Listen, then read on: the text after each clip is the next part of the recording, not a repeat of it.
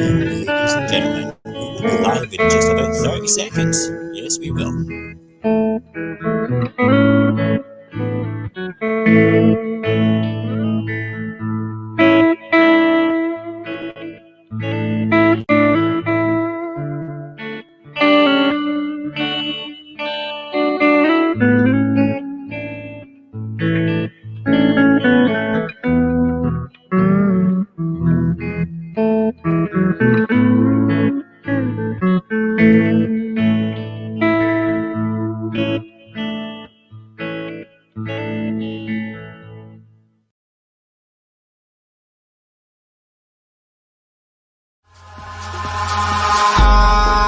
In the sky, gazing far into the night, I raise my hand to the fire, but it's no use, 'cause you can't stop it from shining through.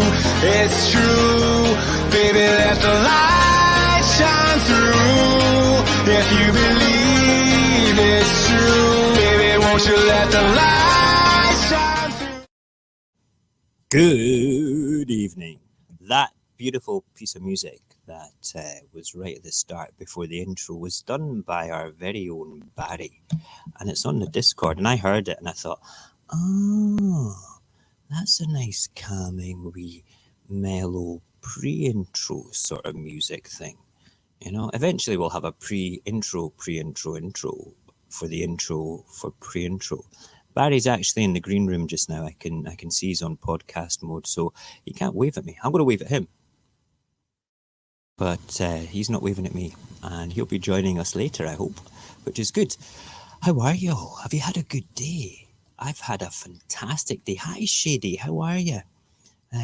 Yeah, music was lovely, wasn't it? That was Barry. That was our Barry playing his guitar, one of his 11 guitars. He's a talent. He really is. He also did this one. Hold on a second. I might as well play this as well. The lyrics, well, you've probably heard this before, Shady, but I'm going to play it again because I think it's worthwhile playing again. Hold on. Here we go. I hope you've been enjoying Mojax Happy's Radio Apocalypse.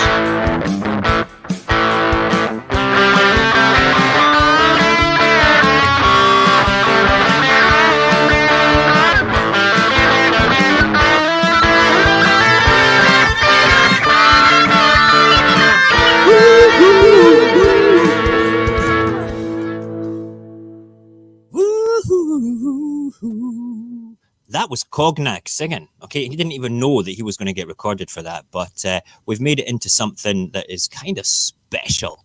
And you can actually download that at radioapocalypse.live/downloads. You too can own a little bit of Cognac. A little bit of Cognac is available just for you guys. So this is part 2. I'm supposed to be all ranty and like angry just now because of all the stuff that's going on. But you know what? I've had a barbecue. I've had 2 glasses of champagne this afternoon just for the hell of it. And I'm feeling funky. I'm just out the shower as well. Look, slicked back look. Ooh, yeah.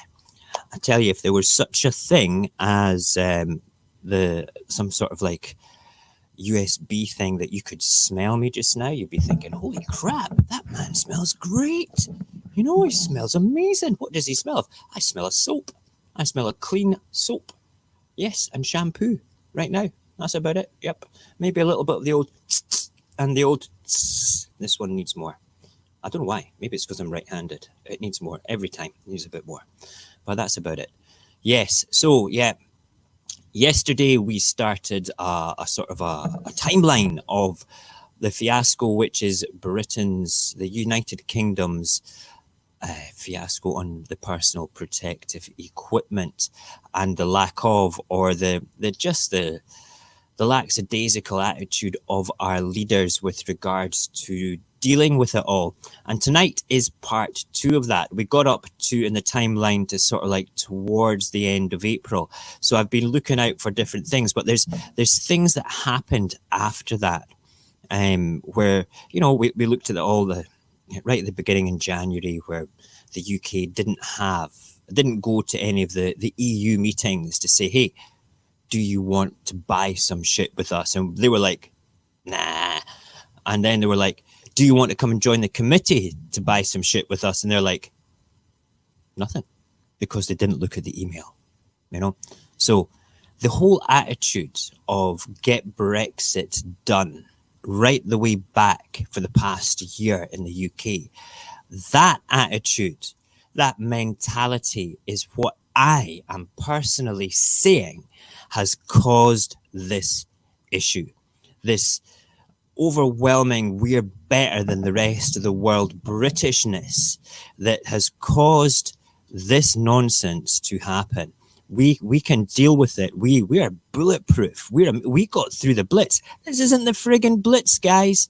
There's not Nazis dropping bombs on us. More people have died in London now than the Blitz ever caused. So, you know, where's your Blitz spirit now?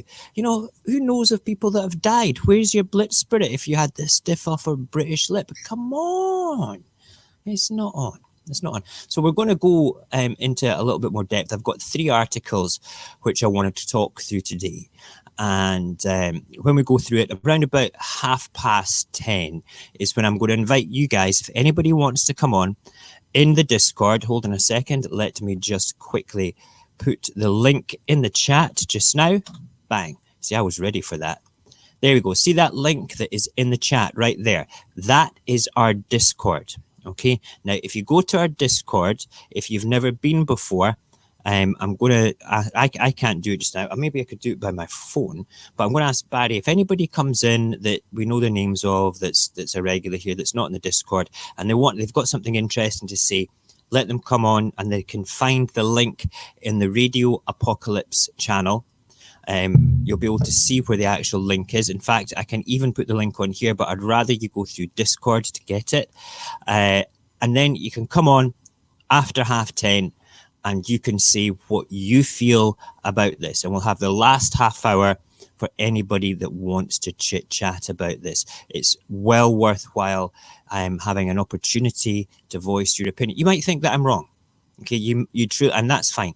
I can take it. You can stand up there and call me whatever you want. All right, but if you're throwing names around at me, you better be able to back it up. Okay, that's all I can say. You better be able to back it up. Let's have a quick look. We've got Barry in the chit chat. We've got Roberto. Good evening, Roberto. I hope you're good. I hope you're finished work at home and cozying up with your good lady. And Shady, I said hi to Shady earlier on. And there's somebody else that's sneaky. Who else is there? Who else is watching the stream just now? I wonder if it's any of my children. Hi, children, if you're watching my stream. Perhaps maybe you should be asleep just now. I don't know.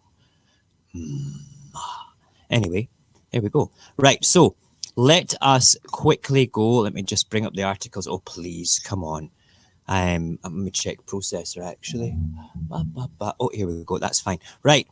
Okay, so we want to continue on, and we're going to do this sort of like the last week in April.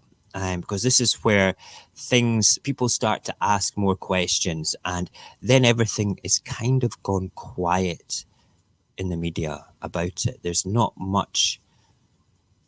Where's the PPE, Matt Hancock? What's going on, buddy? All right.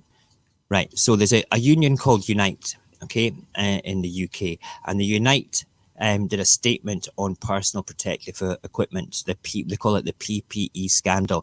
And they did this on Saturday, the 18th of April. I'm going to read the article to you and tell you how I feel about it. And we will move on from there. And we've got 2 other articles, perhaps even touch on a 4th one if we've got time. If we go over 10:30, that's cool. It's worthwhile actually getting to the 4th one just to give you a bit of a bombshell. We have mentioned it in the stream before, what actually happened, but I would like to sort of like put it now in context of the full story.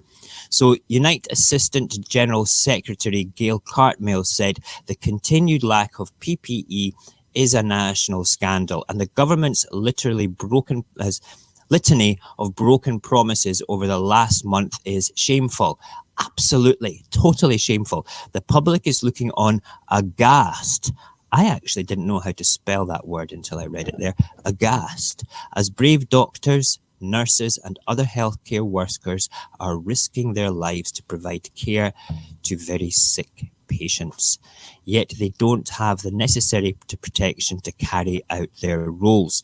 Now, I'm just going to say something, right? If you were working for, even if you were working for somewhere like Tesco's or Asda, if you were working in the warehouse, you have to have steel toe cap boots and a high-vis vest, all right? The high-vis vest is because you may have forklift trucks operating in that area. I know this because I am actually a forklift truck driver. I have a license to drive these things in very close proximity to people, and we have very strict regulations for driving them near people. In fact, even if somebody walks into the forklift truck, all right, I'm guilty of hitting them. Go figure. That's how strict the health and safety is of it. Okay, if I don't adhere to the health and safety of that, okay, then I can get into trouble. If I get something runs over my foot where I'm not wearing steel toe caps, that's my fault, all right? Because I'm not dealing and wearing with the proper PPE. So what we've got is we've got doctors and nurses not wearing the correct PPE, putting their lives at risk because they're not doing it. They might even be wearing the same one twice because Matt Hancock said we've got to treat it like a precious resource as well. All right. So that's where we are with that. And basically, Unite actually agrees with that. Health and Social Care Secretary Matt Hancock needs to sort out the log jam in PPE supplies urgently. Otherwise, he may have to consider his position as the situation cannot continue, as health professionals would be quite right to decline to put themselves in danger. Again, this is absolutely true. Using the analogy of Asda or Tesco's or things like that, I have an absolute right to turn around if I'm a shop floor worker not wearing steel toe cap shoes. They can't ask me to go and run cages off the back of a truck on the scissor lift, okay? Because if one of those cages that are quite heavy with the stock runs over my feet, they're at fault for asking me to do that. I'm at fault for accepting it, but if I say, no, I'm not going to do that, okay, and they say, no, you have to, and I say, well, I'm not wearing steel toe cap boots. Well, you don't have to wear steel toe cap boots. Well, actually, yes, you do, because exactly that happened to a friend of mine, all right? And we're not going to go into the ins and outs of that because it was a legal matter, but it did happen, okay? And it turned out that he was not at fault because they asked him to do it. He said no. They said, you're going to have to do it. We need the help to do it. And he says, well, I can't. I've got the right. You're just going to have to do it. Okay, so you have doctors and nurses going into these places with incorrect PPE, putting their lives at risk. Okay, so if they're doing that because they have to do it, who's at fault? Legally, the people that are making them do it. They're well within their rights to say no, but they're not. And that is what makes them heroes above heroes. Just bear that in mind. They're heroes above heroes, in my opinion. Okay. We're not just talking about NHS staff in hospitals, but those working in the community, such as health visitors, community nurses, and those employed in social care settings, such as care homes. Unite already advises 100,000 members that reluctantly NHS and social care staff could legitimately and lawfully decline to put themselves into further danger and risk of injury at work. Unite will continue to stoutly defend the NHS and social care staff. Unite is the healthcare workers, that sort of public service sort of workers union, okay? And they're not shit, okay? They're a reasonable bunch of people, okay? And I just want to say that when you're dealing with unions, most of the time, they are very, very clued up on the rights and wrongs of what they can and can't do, what you can and can't do. And they would always say, don't put yourself at risk. Do not put yourself at risk. But when you have a situation like a pandemic, you kind of feel that you have to. And heroes above heroes. So here we have the biggest union for public sector workers absolutely crucifying the government on this, okay? Giving them the big licks and saying, sort yourselves out. Matt Hancock, you better consider your position, because I think he's going to be a patsy. Our Matt Hancock is going to end up being a patsy for all of this. Because somebody has to, heads have to roll. There has to be a reckoning on this. There has to be a reckoning. So we move from the roundabout, halfway through the month of April, and we now move on to a Guardian article, which says the UK government accused of cover-up over UK scheme to buy PPE. So let's just say just now, right, just reading that headline and not taking it any further with the timeline, okay? This whole thing, all right, we've been through the whole fiasco of being quite blasé about not being at the meetings, not picking up the emails. I mean, this is the government, all right? This is the government. You could understand if your grandma didn't pick up the email for the invitation to somebody's birthday party. That's quite legit, all right? That is quite legit, all right? But the government how did it just go to one person whose email that went to on holiday that day? Did they not put the out of office forwarding thing on? I mean, it's the government. Do you buy that shit? Do you actually believe that somebody didn't read the email? How many people in the United Kingdom are actually sitting there at home believing that shit? Okay, just turning around and thinking, well, you know what? It happens. Big deal. They didn't read the email. They didn't get the email, or they didn't read it. It happens. It's the government. It doesn't happen. Okay, that email wouldn't just go to one person in the committee. It would go to everybody that works for that member of parliament. It would go to every single person. It's like the only time an MP gets an email to themselves is like personal emails, right? If I was to send an email to Joanna Cherry, my member of parliament, okay, it's going to go to Joanna Cherry. It's going to get picked up by her secretary, not directly by her. She might get to read it. Her secretary or her secretary's assistants will deal with it. They all have access to the email. They're going to deal with it. So no, I don't believe it for a second. I find it exceptionally hard, and I don't have any evidence on that. I'm just going on this little thing in my head called common sense and the ability to understand how emails reach the government, because I've emailed MPs before. All right, that's what it's boiling down to for me. So the UK government is accused of cover-up over EU scheme to buy PPE. Ministers are being pressed to reveal the full details of how the government missed out on four. That's four. Count them. 1, 2, 3, 4.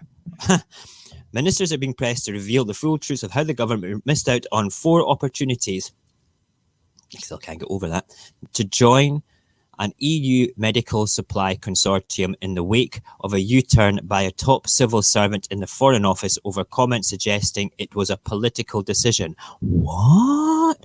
We covered that yesterday. The political decision was, we are not in Europe. We will try and get that shit somewhere else. We don't want to be part of you Euros. We voted to leave you guys. But the European Parliament was like, no, you can still come and join us. You're not actually left yet. We're in that grey area transition period where you're still part of everything, but you have no say in anything.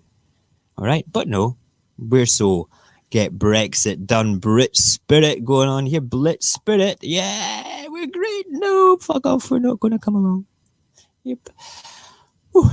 The Labour MP Chris Bryant, who sits on the Foreign Affairs Select Committee, said on Wednesday that he feared the government was involved in a full cover-up over how it came to miss out on 4 rounds of procurement of personal protective equipment, ventilators and laboratory supplies launched by the EU in late February and March.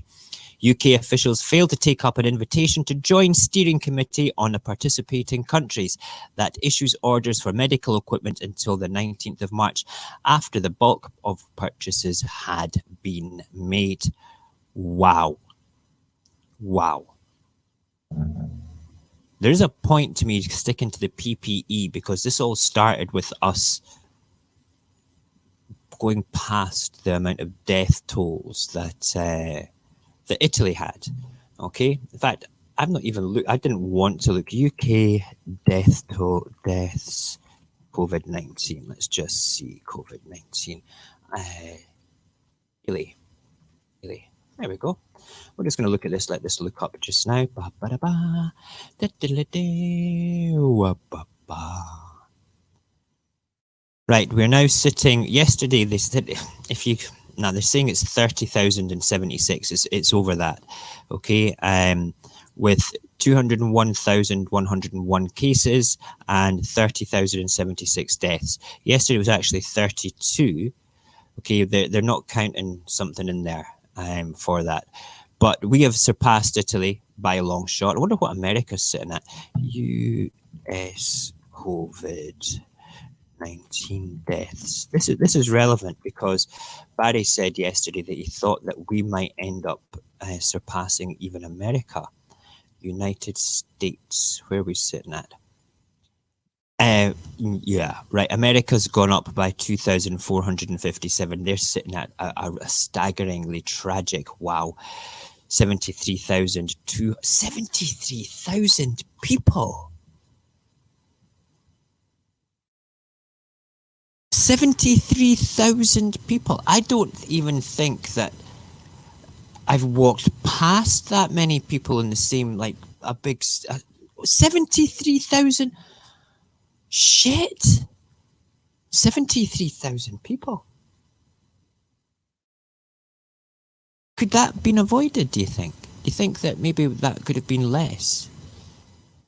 Wow. And people are not really holding their politicians and their attitudes to account. You know, I believe wholeheartedly that some politicians have the best intentions. I really do. I'd like to think that they do.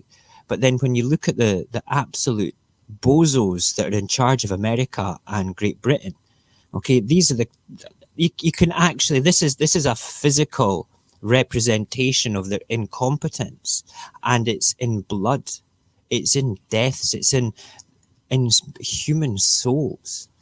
You know, and there are no words that could ever allow them to be forgiven for that. You know, if 10 people less died on that list and they were competent, that would be more acceptable than the level that it is with income. If that was the number and they were doing their utmost best and didn't have such a shit attitude towards it. I'm not talking about now. I mean, now they're shitting their pants, okay? They're going to be held to account by a long shot. But way back in the beginning, you look at Boris Johnson's attitude, shaking hands in hospitals, herd immunity, you know, stuff like that, all right? But then you also take a good look at America and you know, Trump sort of like, yeah, this will all blow over. It's nothing. It's no big deal. It's like the flu. Oh, it's not like the flu, is it not? No, okay. And then you can see him progressively getting a little bit more concerned about it, but not really concerned about it. You know, I mean, if he was concerned about it, he wouldn't be asking you to inject disinfectant and then try and justify it as a joke the next day about it. No, I was just mucking around with journalists. You weren't even speaking to a journalist, Mr. President. Why am I calling you Mr. President? You're about as presidential as a dog turd. Fuck. I know, honest to God, back in the 1970s, dogs used to do white shits. I don't know why. I think it was the Win-A-Lot biscuits that they ate. Okay, that had more integrity than you because it had a purpose. The purpose of white dog shit was to confuse the crap out of us. I can wag my finger. I'm not a politician. If I was a politician, it would be this. Because, there you go. Because that gives me more credibility. No, fuck you. Big time.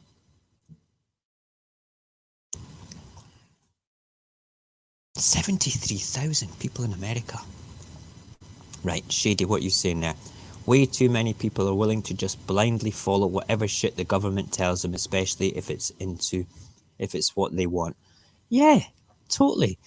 And every day in the USA, a 9/11 amount of deaths. That's insane, Barry. That is insane. It's desperately concerning and worrying that this sort of thing is happening. Okay, let me carry on with the article. Oh, right.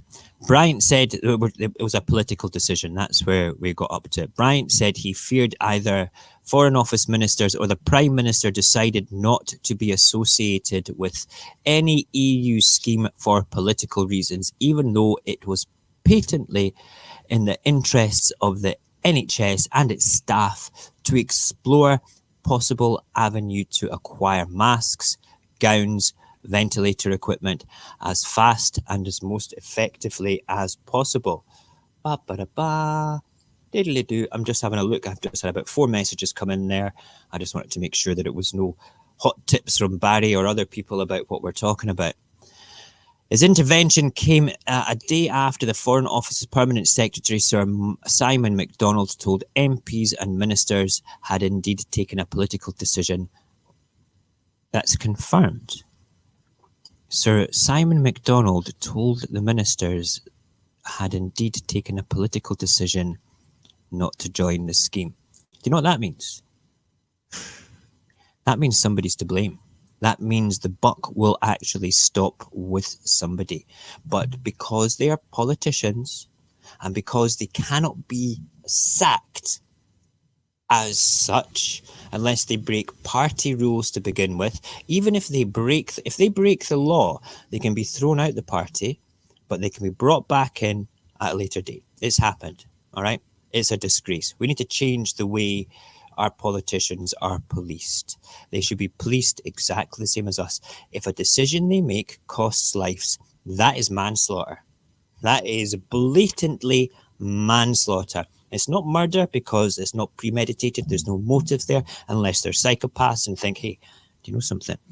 I could be the world's greatest stealthy serial killer by not allowing the proper PPE to come into the country. We could kill hundreds of frontline NHS staff because they would get that disease and I'm going to get a kick out of it, you know? That is the serial killer mentality. That is the psychopath mentality. It's just unbelievable. So, yes, okay, ranting. Woo! So Sir Simon MacDonald confirmed it was a political decision. You could not write this as fucking fiction, you know? Right. After his claims made to the Foreign Office Affairs Committee on Tuesday were later denied.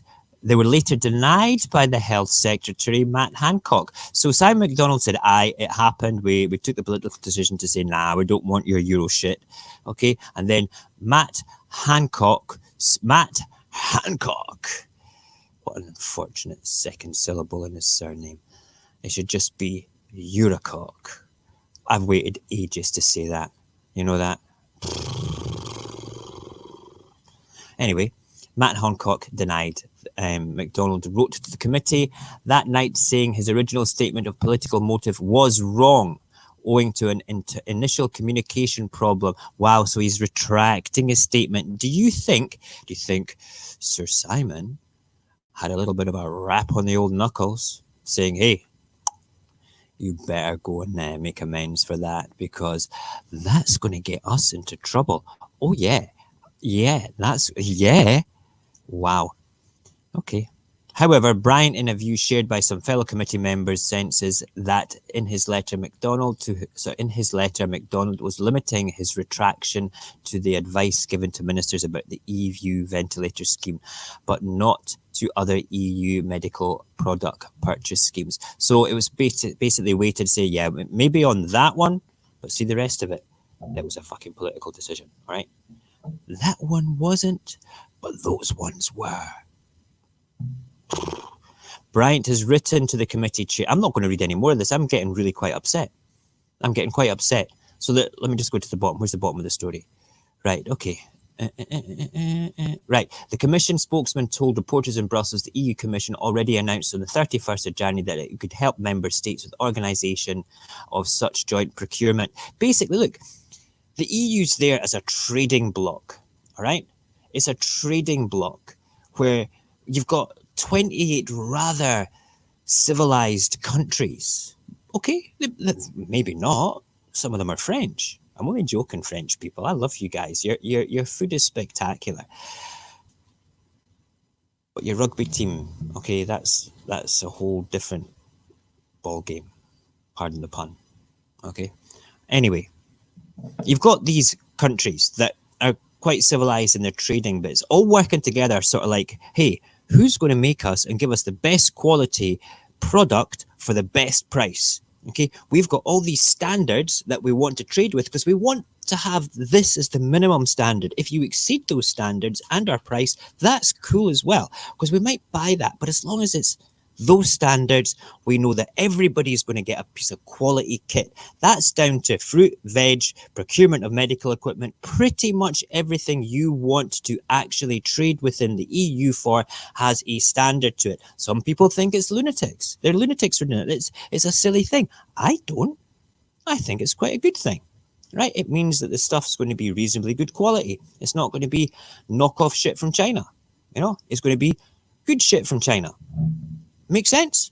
Yeah, they're going to spend an extra half hour. They're going to get guys with two hands to make it instead of like, you know, Sango, who's only got fingers like that on his hand.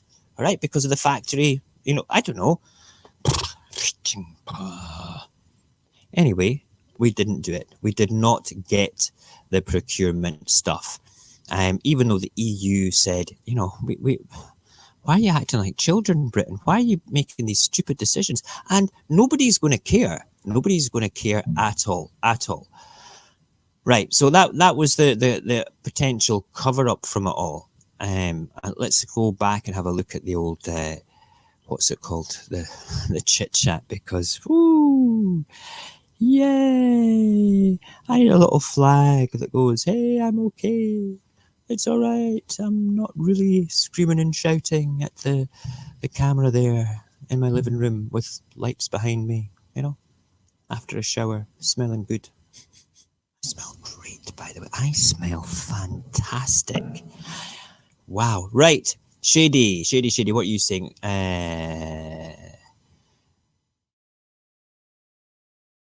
Yes, that's pretty much it. Fuck the people and their safety. I don't want to look bad in the polls. Absolutely. That sums up a lot of politicians' way of thinking. They don't really care. They'll turn around and give the impression that they give a shit, but they don't really, you know?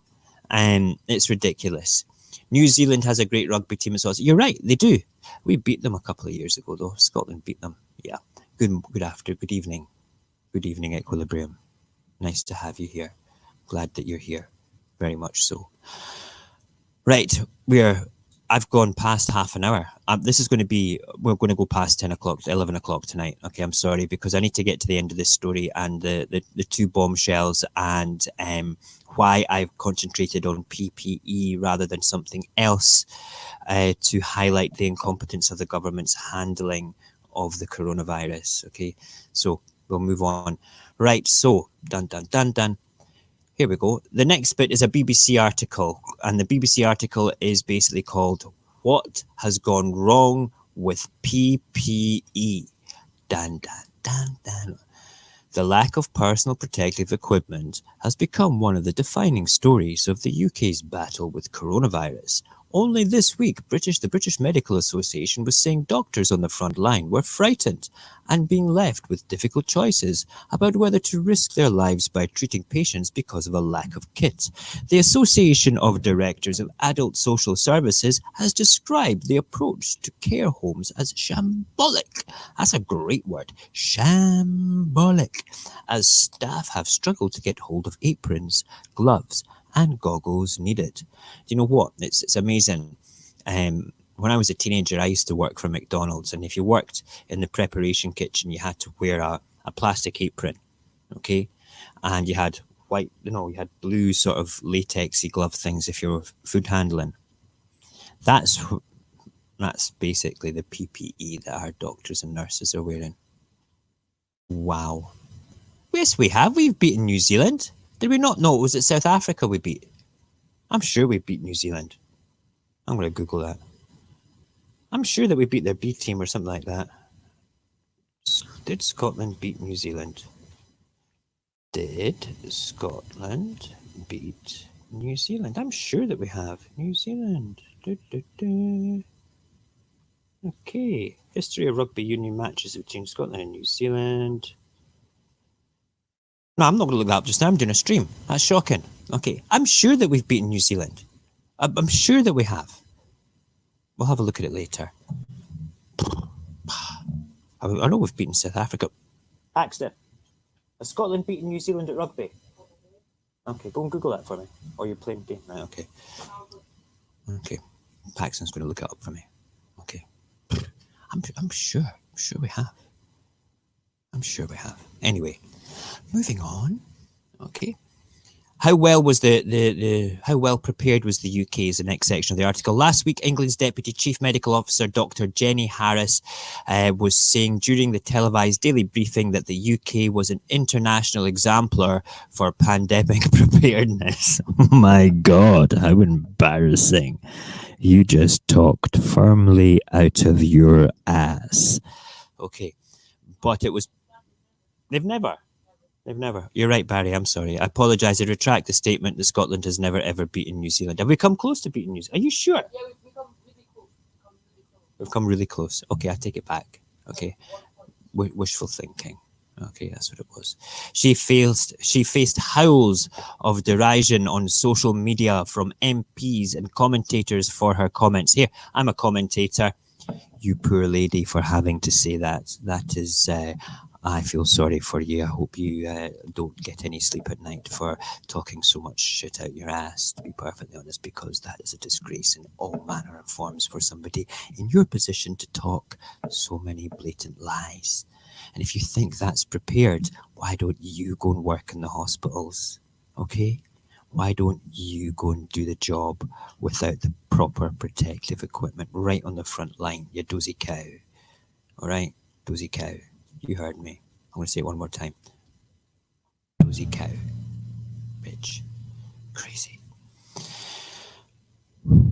But it was perfectly understandable why she made such a claim. The UK has long been since an international leader when it comes to pandemic planning and public health. Apart from in 2016, when they did their pandemic preparedness test on a national level, it was found that we didn't have enough ventilators, and that was going to be a risk. And the fact that our PPE might find hard getting about because the logistical system for doing it wasn't up to scratch. Those are the two leaks that came out of that, because the rest of the whole document has been sealed and made quite top secret. I wonder why. It had a stockpile of kit housed at a giant temperature-controlled warehouse in the northwest of England. We're coming on to that in a minute. There will be millions of pieces of equipment which have been proved invaluable in the first few months of the pandemic, but guess what? They're still sitting there. And despite the demands placed on it, the stockpile has still not been completely used up. Then it has a beautiful picture here of personal protective equipment. We're not going to do that. Okay. Nonetheless, frontline staff have found themselves in a position where they have not always had the kit they needed. We know this. Okay. The supply problem. One of the key areas where the UK has struggled in sourcing new supplies is sourcing new supplies. I'm going to read that again. One of the key areas where the UK has struggled is sourcing new supplies.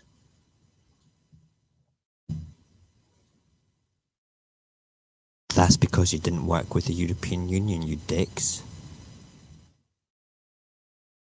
BBC report doesn't say that in the next line, though, does it? It should.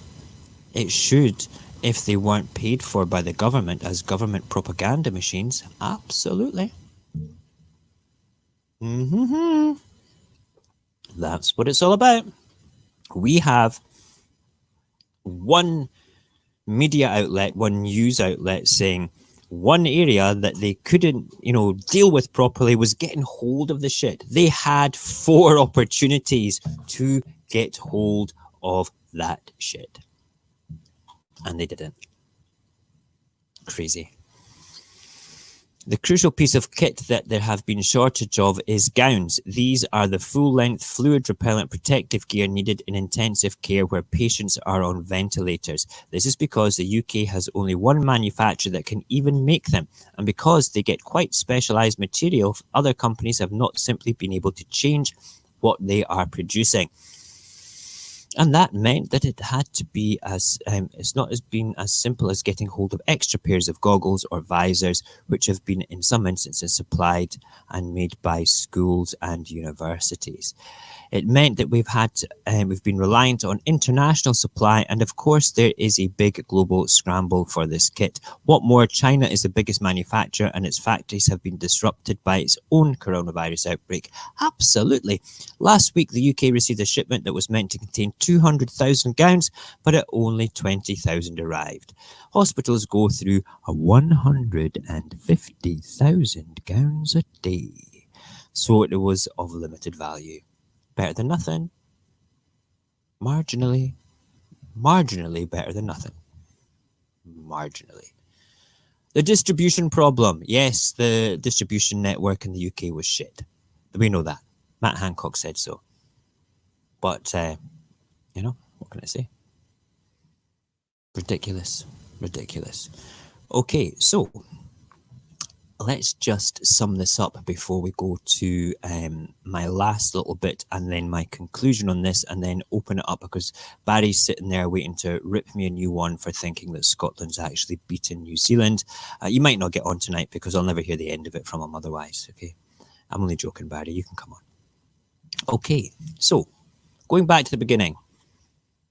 The British government regarding PPE didn't actually have a clue. They had a blitz spirit, get Brexit done thing going on. They were still in celebrationary mode, waving the Union Jack, saying, look what we've done, we're now out of the EU.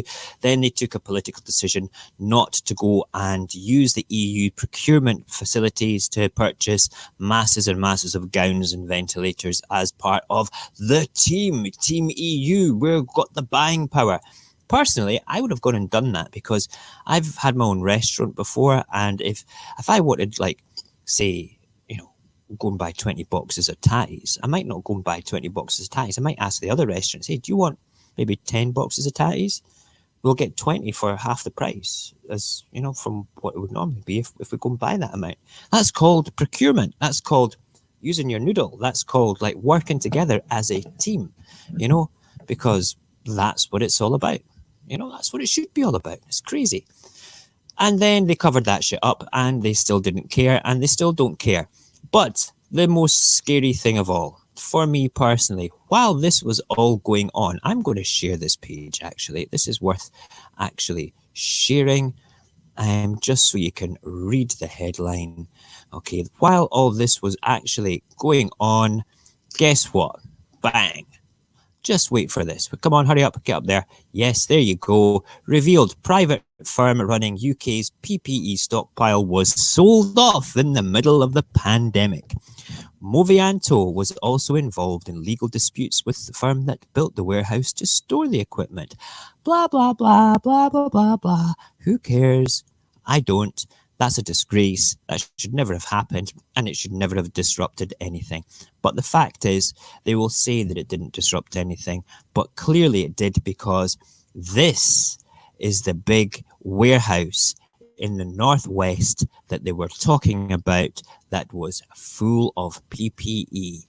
But because of the supply chain management system that we had for it all, and because of red tape for it being sold and stuff, funnily enough, wait for this, this was a private firm, okay, that runs this. This is a private firm. And the fact that it's a private firm, okay, wait for it, that was actually sold off because it used to be the NHS that did that. That's one of the let's privatize the NHS by stealth things going on there. Shocking. Just let that sink in. While this was all going on, all right, they sold off the company to somebody else that deals with the PPE. I've Words escape me. I don't know. I don't know what to make of that. I'm going to bring Barry in just now, and then I'm going to do my conclusion, and we'll have a wee discussion for 10 minutes or so. We might actually get finished by 11 o'clock, which would be great. Okay, let's get rid of that screen. Bye-bye screen. Oh, no. We want that screen up, and we want to say bye-bye screen by pushing that. Cool. Right, Barry, I'm going to bring you in, brother. Hope you're ready to chit-chat and berate me for my rugby lack of knowledge. Good evening, sir. Are you in? You can't see it, but I'm shaking my head right now. Yes, I know. That's okay. You could listen. Just keep it private, because I'm sure that we would beat them at rugby at one time. No, we were just about to. Then Craig Joubert decided to give away inexplicable penalties and ignore their dirty play, and we got cheated out of it. And he knew what he was doing, and he ran off the pitch and wouldn't shake anybody's hands and left all the other referees to mop up the mess. That's shocking. Never mind. Right, I'm going to do my conclusion while you're here just now, okay? I have given examples over the past 2 nights of a story regarding the lack of enthusiasm by the British government to deal with the PPE crisis, okay? Now, this is something that's tangible as a pencil, okay? Something that you can actually hold, that you can go and buy in a shop. Right, you can't just buy PPE in a shop. That's kind of government stuff, okay? But they can go and arrange to buy it as a team with other countries, like the EU. They chose not to, okay? That is incompetence, all right, on a grand scale. If you guys watching this, if I was that incompetent in my job, I would be sacked, all right? I would be sacked. They will not be. All right. Now, putting that to the side, just the PPE issue to the side, let's consider now the same level of incompetence has been used throughout the rest of this crisis. Because are you telling me that the behaviors for one thing here, the incompetence level here, was different from the incompetence level for the rest of it? No, it wasn't. Okay. Right back at the beginning, it was a blasé attitude, the same with the American leadership with regards to, it'll blow over. Look at me, I'm shaking hands with COVID virus patients in hospitals. I'm amazing. Let's not worry about it. I have the blitz spirit. It's not that big a deal. It'll blow over, inject ourselves with some disinfectant. Ridiculous, ridiculous, ridiculous. Our leaders are ridiculous. So as a result of their absolute ridiculousness, we went from, we went from 0 to unbelievable amounts of deaths far quicker than Italy ever did. Okay, which is a tragedy. And I want to say right now, that all the families that have been through this, all the families that have lost people through this, I'm so sorry. I really, really genuinely am. Because when I looked at the figures then for America and then suddenly considered 73,000 people, and then you look at our figures of about 32,000 people, it's staggering. The blood on the hands of our politicians, because of their lack of competence and their indecision to take this seriously right from the start, has caused unnecessary deaths. Unnecessary. That's my opinion. It's not fact. It's just my opinion. Barry, please help me out here. Am I insane for thinking that? No. They're still on their little flag-waving tour and revisiting the Second World War, as England is quite partial to doing. Mm-hmm. And I don't know why they thought it wasn't going to happen. And Boris Johnson, with his Princess Diana moment of shaking hands with extremely infectious people, sums up the intelligence that we're being led by. Yeah. And as for the PPE, well, they've been caught with their pants down, and I don't know if there's going to be a reckoning for it, because I reckon they'll just get away with it. I reckon so as well. But I was reading some other COVID-related articles, Mm-hmm. Labour MP Nadia Whitcomb for Nottingham East returned to her work her previous employment as a care home care worker and spoke out about PPE shortages and was sacked. What? Yes. Wow. Don't mention the PPE, sir. Don't mention the war. God. Pompeo has stated that the US is actually not certain that COVID came from a Chinese lab. Funnily enough, but the president is certain that it came from a lab. The president's certain that he's intelligent. Mm-hmm. Fun fact: did you know that stupid people actually lack the exact amount of intelligence required to actually understand they are indeed stupid? Yes. That's me. I thought that Scotland had beaten New Zealand at rugby, mate. Come on. Well, you know. Mm-hmm. It's frightening. It's frightening to think that the world's in this place just now, and that some leaders are doing things better than others. You know, and that unfortunately, the two of the world's most leading countries, or countries that consider themselves to be world leaders, are doing a very poor job of leading their own country. I heard today, it was a little thing, I'm sure I've read it on Twitter, that Donald Trump is receiving phone calls from hundreds and hundreds of governors every day. There's only 50, you know, but he gets phone calls from hundreds of governors every day. But not just any governors, all the best governors. All the best governors, yeah. I have to say that your powers of observation are slipping. What have I done? What? Why? You haven't noticed that the avatar that I'm speaking with isn't actually me. I didn't want to say that. I thought it was just a better looking picture of you. It's tiny on my screen anyway. It's tiny. Who was that with the glasses? That's my brother. Was it? Oh yeah, I remember now. You showed me something similar before one time. No, I just thought it was a better looking picture of you. I always leave it on the screen to scare my daughter away from the PC.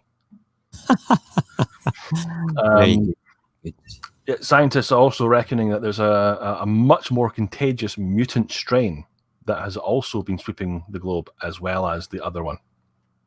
Okay. So the reason that some people might not be displaying symptoms is because it may be one strain and not the other. Right, that makes sense. Well, we knew from Magnus, excuse me, that there's quite a number of strains. Let's just Google that just now. How many strains of?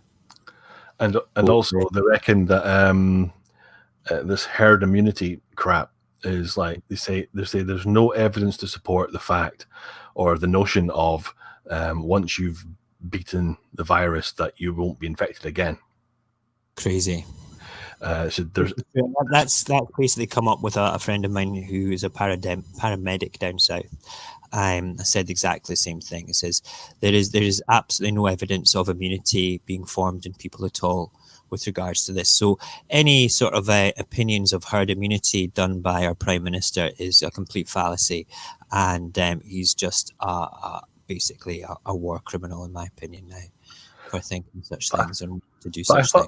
I thought Banksy's contribution was actually quite nice. Tell me. A new Banksy artwork has appeared at a hospital depicting the medical staff as superheroes. All right. Very good. I want to see if I can find that just now. Banksy hospital.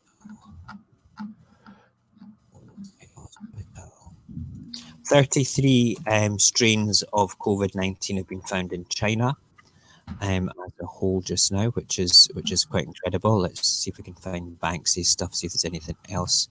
Yeah, 33 mutations of the virus, which is unbelievable. It's funny because there's another one, a British one, that says there's 2. Wow. And one in the Metro that says that there's 3 strains, but in China it says there's 33, and Iceland, I'm sure, said that there was over 40 or 50 different strains. You know something? It doesn't really matter. It's destroyed the economy of the country anyway.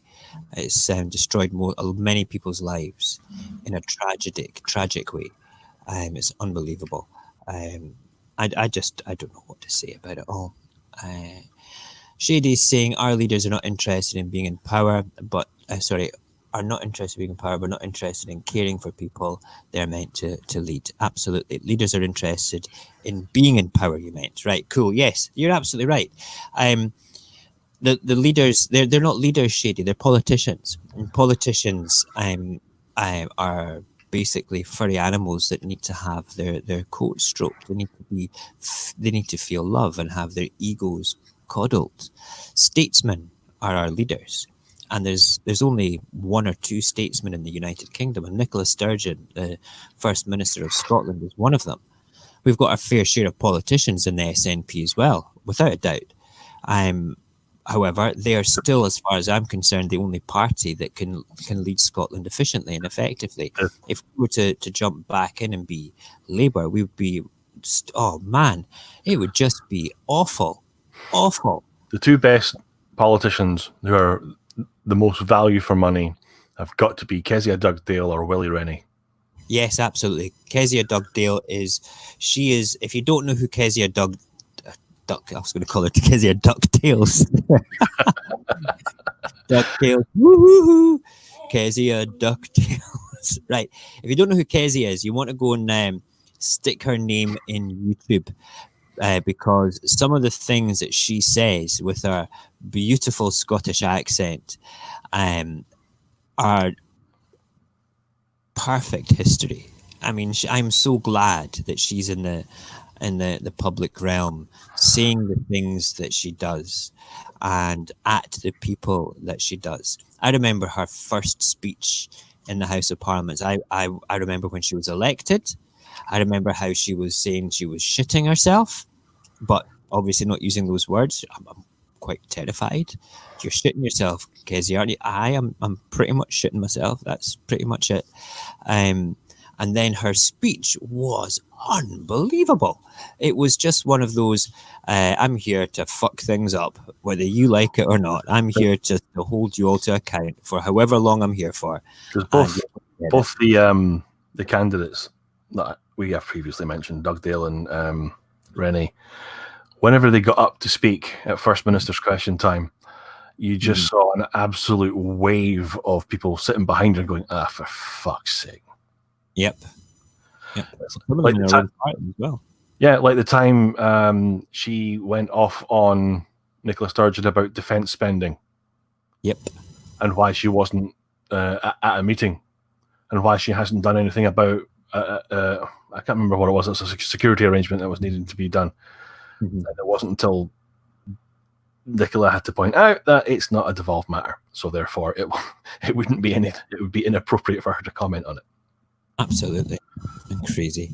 We get a lot of that though, don't we? With stuff like that. The people up here that are Scottish MPs in the opposition like to criticise the Scottish National Party on not doing A, B, and C when they have absolutely no control over A, B, and C because they're not devolved to us. My all-time favourite was when Nicola actually came out with stats and figures, and actually said that if you add up every party's political broadcasts over whatever election it was, it says the party who mentions SNP the least is actually the SNP. Absolutely. And the party that mentions Scottish independence the most is actually the Conservative Party, which is funny enough. Crazy.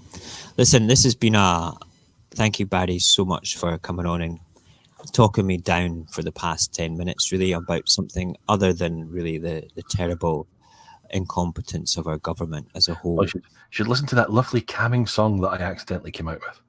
I used it as the pre-intro. Did you not know that? I did, and I was like, oh, why is that playing? I just stopped it. I thought it was great. It was It very was nice. a complete accident. That's good. I was recording as I was mucking about. The best things are accidents. I mean, Yes, I I've am. got four of the best things in the world that are.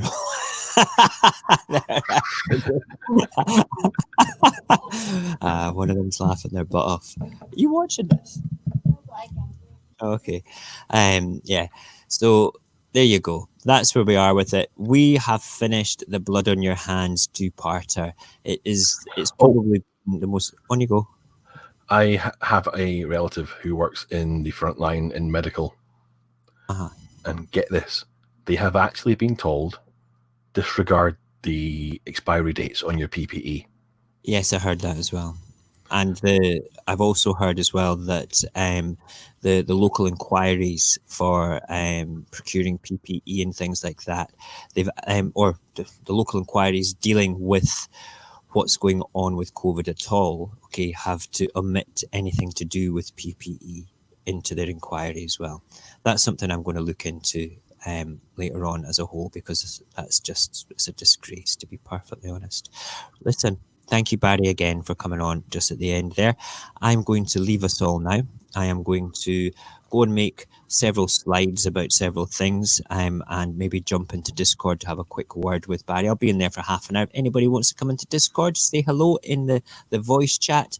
Definitely be in there till probably about 11:30, maybe a wee bit longer, depending on whether I get another cup of coffee made for me or not. And we will take it from there. But we'll be back tomorrow morning with the usual morning show. And we'll take it from there. So let's just say goodnight to Shady.